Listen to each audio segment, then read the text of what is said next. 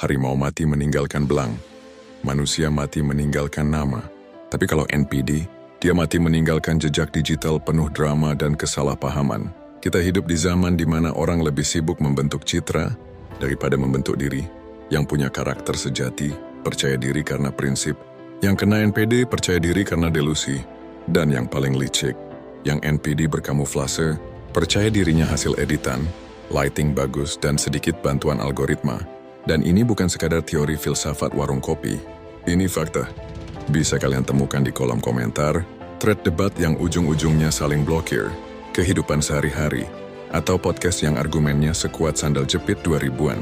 Kalau Chico Blade berbicara tentang pemilik karakter, maka pemilik karakter sejati itu kayak pohon besar yang akarnya dalam. Dia nggak sibuk teriak aku kuat, karena dia memang kuat. Ketegasannya bukan buat menjatuhkan, tapi buat menopang. Konsistensinya bukan buat dipuji, tapi memang bagian dari dirinya. Kalau punya prinsip, bukan karena tren, tapi karena memang sudah mendarah daging. Orang dengan karakter sejati nggak butuh drama. Dia bukan aktor di panggung sosial. Dia justru yang bikin panggung itu berdiri. Nah, beda lagi sama yang satu ini.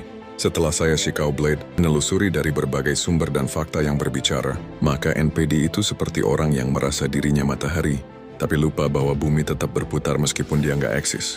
Buat mereka, kalau dipuji itu memang haknya. Kalau dikritik itu penghinaan tingkat dewa. Mereka nggak salah. Dunia aja yang nggak cukup paham kehebatannya. Bedanya dengan karakter sejati tahan diuji. NPD kuat kalau nggak diuji. Karakter sejati menghadapi tantangan dengan logika. NPD menghadapi tantangan dengan gaslighting.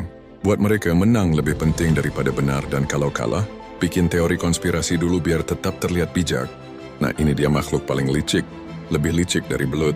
Saya Chico Blade sampai dibuat kewalahan nyari kesimpulan dan faktanya, yaitu NPD yang menyamar jadi manusia berkarakter, di mana spesies ini sering ngaku teguh, padahal cuma keras kepala tanpa akal. Sok mandiri, tapi setiap malam refresh notifikasi berharap ada yang validasi. Bacotnya terdengar prinsipil, tapi aslinya cuma mekanisme bertahan hidup biar egonya nggak remuk kayak layangan kena hujan. Yang begini gampang dibaca. Dia jujur bukan buat introspeksi, tapi buat nyerang. Prinsip cuma properti panggung buat memanipulasi narasi. Dan yang paling lucu, dia nggak bisa hidup tanpa musuh, tanpa lawan. Citra karakter kuat yang dia bangun bakal ambruk. Karena sejatinya, dia bukan kuat, dia cuma figuran di sinetron hidupnya sendiri. Butuh antagonis biar ada alasan buat teriak, aku korban. Namun ada yang lebih konyol. Dari sekadar percaya zodiak, menjadikannya justifikasi atas perangai busuk. Seolah-olah letak Pluto saat lahir lebih berkuasa daripada akal sehat. Seperti ungkapan saya ini Leo, makanya suka jadi pusat perhatian. Itu bukan alasan, itu haus validasi. Atau saya Cancer makanya baperan. Itu mah bukan sifat, tapi itu mental selama tisu basah. Kalau karakter ditentukan oleh bintang, lalu buat apa pendidikan moral? Buat apa introspeksi?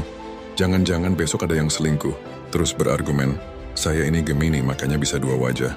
Atau juga, ada yang maling uang rakyat dan berdalih, saya ini Libra, makanya saya pakai keseimbangan antara halal dan haram. Zodiak itu mitologi, bukan pasal dalam kitab hukum.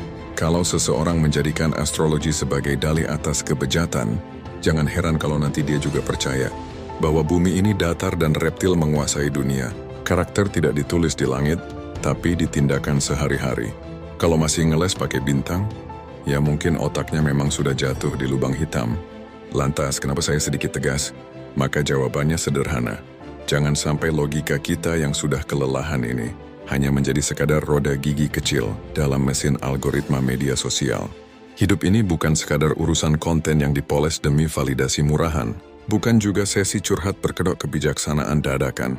Apalagi ajakan memboikot zodiak, seolah bintang di langit ikut menentukan saldo rekeningmu. Jangan sampai kebijaksanaan kita didiskon jadi sekadar bacaan minggu pagi di kolom ramalan. Lebih dari itu, kita ini makhluk sosial. Bukan katalog produk yang bisa diringkas dalam 12 varian berdasarkan rotasi bumi terhadap matahari. Kalau karakter cuma disederhanakan jadi label bintang, maka akal sehat pun bisa jatuh miskin dan disubkontrekan ke akun-akun motivasi dengan kalimat generik yang berakhir di kaos distro. Maka dari sini, jika kita luruskan sedikit lagi, maka karakter itu prinsip, bukan tameng untuk kelakuan buruk. Kalau ada yang masih hobi merendahkan orang lain dengan dalih saya cuma jujur, percayalah, Itu bukan karakter, itu cuma kurang sopan yang diberi pangkat. Kejujuran tanpa etika itu bukan keberanian, tapi vandalisme moral. Bangga punya karakter itu bagus, tapi kalau kebanggaan itu berujung arogansi, maka yang kamu miliki bukan karakter, tapi sekadar ego dengan kemasan premium. Jadi, jangan tertipu oleh mereka yang keras kepala tapi mengaku berprinsip. Prinsip itu pondasi, bukan megafon untuk teriak-teriak di ruang kosong. Kuat itu bukan berarti menghancurkan orang lain. Kuat itu ketika kamu tetap berdiri meski tidak ada yang bertepuk tangan. Nah, buat yang memaksa dunia harus tunduk pada eksistensi kalian. Saya Chico Blade memberikan fakta pahit. Dunia ini sudah tua, lelah, dan tidak punya waktu buat meladeni delusi keagungan pribadi kalian. Kalau kalian memaksa jadi pusat semesta, silakan bikin tata surya sendiri. Tapi jangan kaget kalau ternyata planet itu nggak ada di Tokopedia, nggak bisa dicicil di Shopee, dan nggak ada cashback di e-wallet.